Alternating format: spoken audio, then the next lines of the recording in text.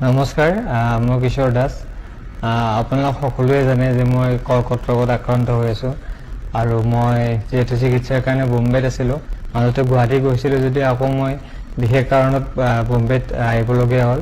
গতিকে মই বোম্বেতে এতিয়া উপস্থিত আছোঁ আৰু ইয়াতে ট্ৰিটমেণ্ট চলি আছে। আৰু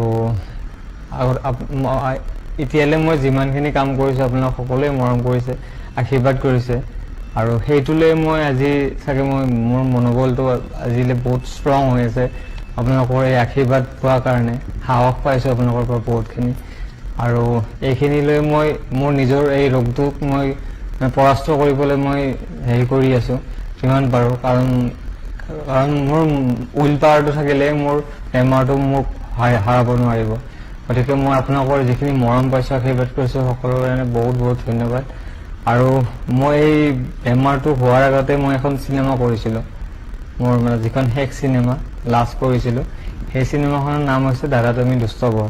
অতি সোনকালে আপোনালোকৰ মাজত আহি আছে আৰু এই চিনেমাখন হৈছে বহুত বেছি হাস্যমধুৰ আৰু ৰোমেণ্টিক হয়। বহুত ভাল পাব আপোনালোকে, মোৰ দৃঢ় বিশ্বাস এইখন চিনেমা চাই আপোনালোক সকলোৱে ভাল পাব আৰু পেচা বাচুল বুলিয়ে ক'ব লাগিব আপোনালোকে যদি চায়। গতিকে সকলোৱে চাব, মোৰ বহুত আশাবাদী চিনেমাখনক লৈ। আৰু আপোনালোকে মৰম কৰিব, আশীৰ্বাদ কৰিব, যাতে অনাগত দিনত মই আকৌ নিজৰ কৰ্মস্থানত গৈ আপোনালোকক মনোৰঞ্জন দি যাবলৈ মই সক্ষম হওঁ। ধন্যবাদ।